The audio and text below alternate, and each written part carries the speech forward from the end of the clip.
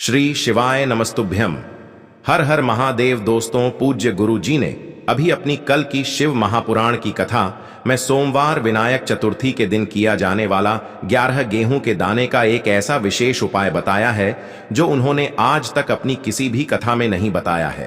पूज्य गुरु जी ने कहा कि जब आपके हाथ तंग चल रहे हो, जब रुपये पैसे कहीं से प्राप्त ही ना हो पा रहे हो, जीवन में चारों तरफ से सिर्फ और सिर्फ परेशानियां आ गई हो, उनसे बाहर निकलने का कोई रास्ता ना दिखाई दे रहा हो, तो 3 मार्च 2025 सोमवार के दिन कर लेना 11 गेहूं के दाने वाला यह उपाय होगी।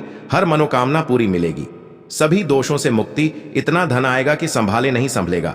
माता लक्ष्मी जी और महादेव जी के आशीर्वाद से पूरे साल धन बरसता रहेगा। दोस्तों, जैसा कि आप सभी लोग जानते हैं कि 3 मार्च 2025 यानी सोमवार को पड़ रही है फाल्गुन महीने की चतुर्थी तिथि। और दोस्तों, यह वह तिथि है जो फाल्गुन महीने में पड़ने वाली सबसे बड़ी और फाल्गुन महीने की पहली चतुर्थी तिथि है, क्योंकि यह सोमवार के दिन पड़ रही है और हमारे हिंदू धर्म में इसका बहुत ही बड़ा और विशेष महत्व होता है। पूज्य गुरु जी ने कहा है कि अगर कभी भी मौका लग जाए और फाल्गुन महीने की विनायक चतुर्थी तिथि सोमवार को पड़ जाए, तो आप लोगों को सिर्फ और सिर्फ 11 गेहूं के दाने वाला उपाय तो अवश्य ही करना चाहिए, क्योंकि इन दोनों तिथियों का संयोग बहुत ही कम आता है। इसी के साथ दोस्तों, गुरु जी ने कहा है कि जब भी फाल्गुन महीने का सोमवार पड़े तो आप लोगों को सिर्फ और सिर्फ 11 गेहूं के दाने वाला उपाय तो अवश्य करना चाहिए। यह उपाय इतना खास है कि अगर आपने सही मुहूर्त पर सही क्रिया अनुसार 11 गेहूं के दाने वाला उपाय कर लिया, जो प्राचीन काल के समय का महा उपाय है, तो मान के चलिए दोस्तों, महादेव जी के आशीर्वाद से आपके जीवन का कितना ही बड़ा दुख हो, उससे आपको मुक्ति मिल जाएगी। आपकी कोई भी मनोकामना हो, मान लीजिए आप नौकरी की तैयारी कर रहे थे तो आपकी नौकरी लग जाएगी, आपका बंद पड़ा व्यापार चल पड़ेगा। और दोस्तों, आप जिस बीमारी से आप बहुत दिनों से परेशान थे, उस बीमारी से आपको मुक्ति मिल जाएगी। आपके जीवन में धन आना शुरू हो जाएगा, आपके जीवन में धन आने के नए नए रास्ते खुल जाएंगे। और मान के चलिए दोस्तों, फिर आपको किसी भी प्रकार की परेशानी का सामना नहीं करना पड़ेगा। इसीलिए दोस्तों, 3 मार्च विनायक चतुर्थी के दिन आप लोगों को इस वाले उपाय को जरूर कर लेना है। भले ही आपने पूरे साल भर इस उपाय को ना किया हो, पर अगर आपने इस फाल्गुन महीने में पड़ने वाली विनायक चतुर्थी के दिन अगर इस वाले उपाय को कर लिया, तो आपको इस उपाय को करने का वह फल मिलेगा जिसकी आपने कभी कल्पना भी नहीं करी होगी। इसीलिए आप लोग इस गेहूं वाले उपाय को एक बार जरूर कर लेना, ताकि आप लोगों के हाथ से यह मौका ना जा सके और आपको इस उपाय को करने का फल मिल सके। दोस्तों, यह उपाय पंडित जी ने अपनी अभी की ही शिव महापुराण की कथा में बताया है, जो इस उपाय को आज हम आपको बहुत अच्छे से समझाने वाले हैं। इस वीडियो को देखने के बाद इस उपाय को समझने के लिए आपको कोई और वीडियो को देखने की जरूरत नहीं पड़ेगी। तो दोस्तों, इस उपाय को आपको कैसे करना है, कब करना है, कहां पर करना है, और उपाय को करते समय आपको किन किन गलतियों को नहीं करना है और आपको किन किन बातों का ध्यान रखना है, ये सारी जानकारी हम आपको इस वीडियो में देंगे। तो चलिए भक्तों, उपायों को शुरू करते हैं। अगर आप भी चाहते हैं कि महादेव जी का आशीर्वाद आप पर सदैव बना रहे, तो वीडियो को लाइक करें, चैनल को सब्सक्राइब करें और कमेंट बॉक्स में हर हर महादेव जरूर लिखें। और अपने फायदे के लिए, गरीबी दूर करने के लिए इस वीडियो को पूरा देख कर जाना। यदि आज आपने वीडियो को बीच बीच में से देखा, काट काट कर देखा, तो जीवन में आपको सफलता कभी हासिल भी नहीं होगी। देखिए दोस्तों, यह 3 मार्च सोमवार विनायक चतुर्थी का दिन यह इतना खास होता है, इतना महत्वपूर्ण होता है। देखा गया है कभी कभी बड़े बड़े पूजा पाठ अनुष्ठान से जो मनोकामना पूर्ण नहीं होते, वह 3 मार्च सोमवार के दिन एक छोटे से उपाय करने से ही आपकी मनोकामना पूर्ण हो जाती है। अब हम समझते हैं इस वाले उपाय को हमें करना किस समय है।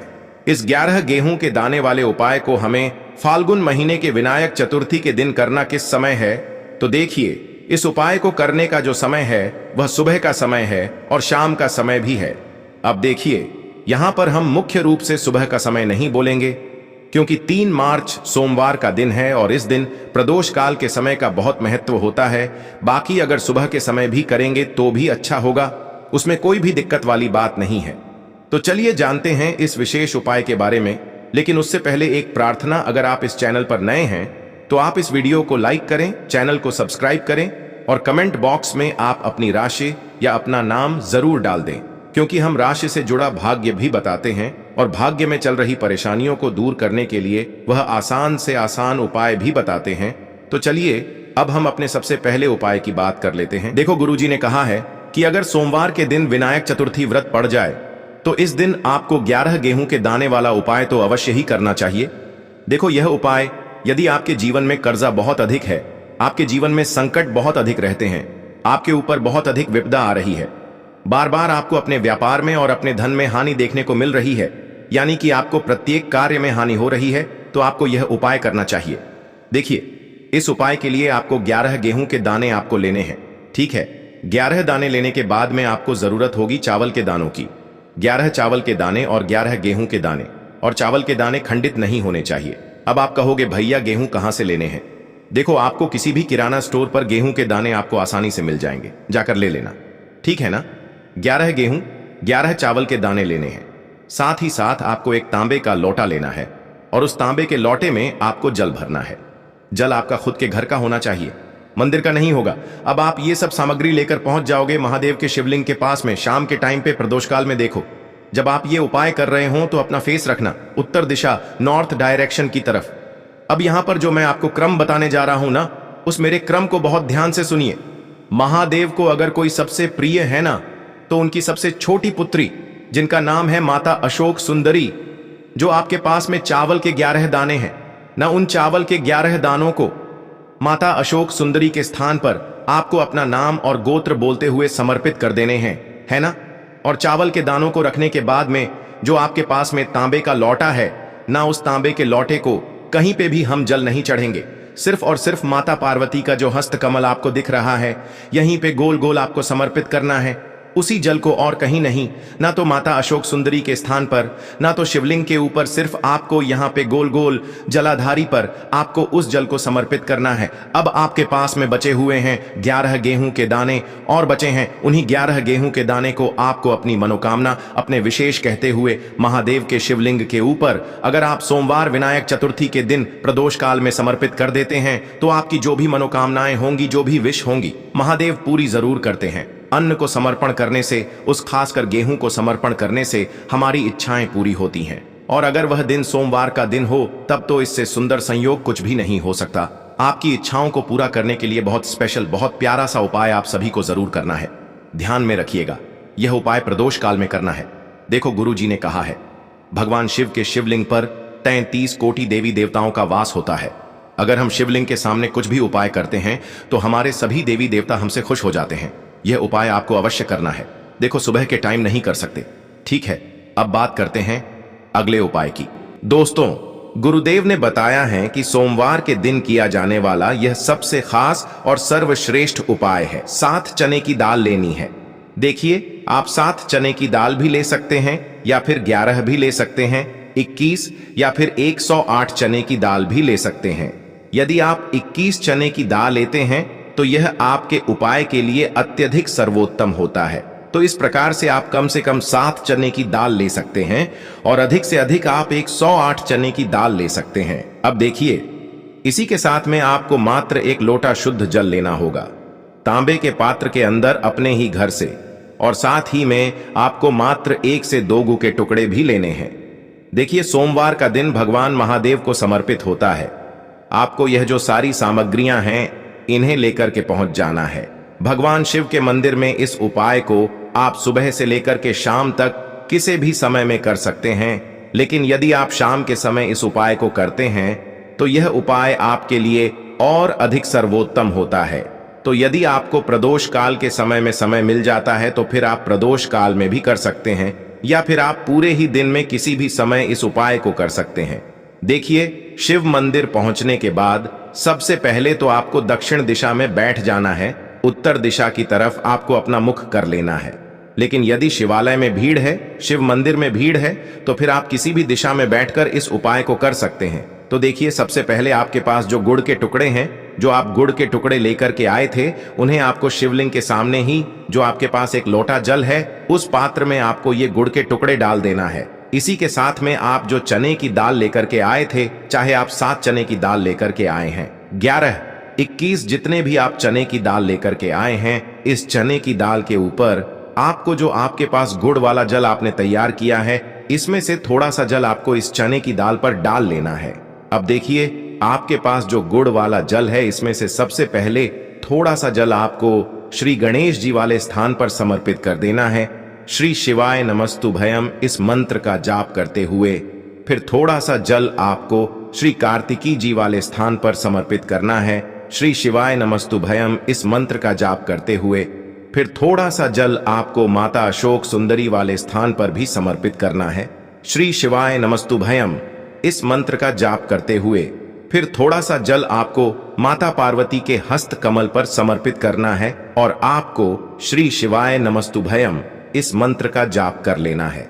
अब देखिए दोस्तों, आपके पास जो थोड़ा सा जल और शेष बचेगा, इसमें से आपको केवल थोड़ा सा जल शिवलिंग पर अर्पित कर देना है और अंत में आपको उस पात्र में थोड़ा सा जल और शेष बचाना है। पूरा जल आपको शिवलिंग पर अर्पित नहीं करना है, अंत में आपको थोड़ा सा जल और शेष बचाना है। अब देखिए, आप जितनी भी चने की दाल लेकर के आए हैं, अगर आप 7 चने की दाल लेकर के आए हैं तो आपको 7 बार श्री शिवाय नमस्तुभयम इस मंत्र का स्मरण कर ले है। यदि आप 11 चने की दाल लेकर के आए हैं तो फिर आपको 11 बार इस मंत्र का जाप करना है। जितनी भी चने की दाल लेकर के आए हैं उतनी बार आपको श्री शिवाय नमस्तुभयम है इस मंत्र का जाप करना है और फिर आपको ये जो चने की दाल है इसे शिवलिंग के ऊपर ही समर्पित कर देनी है। लेकिन आपको यह चने की दाल बृहस्पति शवर महादेव का स्मरण करते हुए ही शिवलिंग पर अर्पित कर देनी है और आपको अपनी मनोकामना को भी बोल देनी है। आपकी जो भी मनोकामना है, चाहे वह धन प्राप्ति को लेकर हो, नौकरी से संबंधित हो, विवाह से संबंधित हो या फिर आपके मकान जमीन जायदाद से संबंधित हो, चाहे गृह क्लेश से संबंधित हो या फिर किसी भी प्रकार की जो मनोकामना है, उसे आपको बृहस्पति शवर महादेव से परिपूर्ण करने की प्रार्थना कर लेनी है। और इसके बाद आपके पास जो पात्र के अंदर थोड़ा सा से जल और बचा हुआ था, इसे भी आपको धीरे धीरे भगवान शिव की शिवलिंग पर ही अर्पित कर देना होगा। श्री शिवाय नमस्तुभयम इस मंत्र का जाप करते हुए पूज्य गुरु जी कहते हैं का सोमवार जो भी व्यक्ति इस प्रकार से यह चमत्कारिक उपाय कर लेता है तो उसकी जो मनोकामना है वह भगवान लक्ष्मी नारायण की कृपा से तथा महादेव की कृपा से बहुत ही जल्द परिपूर्ण हो जाती है। बात करते हैं अगले उपाय की। देखो, इस उपाय के लिए आपको मात्र 2 लौंग लेनी होगी, यानी कि आपको लौंग का जोड़ा लेना है। 2 फूल वाली आपको लौंग लेनी है। लौंग का जोड़ा कहीं से भी खंडित नहीं होना चाहिए, इस बात का ध्यान रखें। इसी के साथ में आपको लेना होगा लाल चंदन का पाउडर। देखिए, यदि आपके पास लाल चंदन की लकड़ी है तो उसे घिसकर भी आप चंदन के रूप में प्रयोग कर सकते हैं। यदि पाउडर है तो उसका भी आप अपने उपाय के लिए प्रयोग कर सकते हैं। देखिए, चंदन जो है वो तेज का प्रतीक माना गया है और साथ ही साथ जीवन के अंधकार को दूर करने का प्रतीक माना गया है। अब इसी के साथ में आपको मात्र एक तांबे के पात्र के अंदर शुद्ध जल लेना होगा अपने घर से। अब दोस्तों, ये तीनों सामग्री लेकर के सीधे आपको पहुंच जाना होगा भगवान शिव के मंदिर में। देखिए, इसी के साथ में आपको एक गोल बाती का दीपक भी लेना होगा।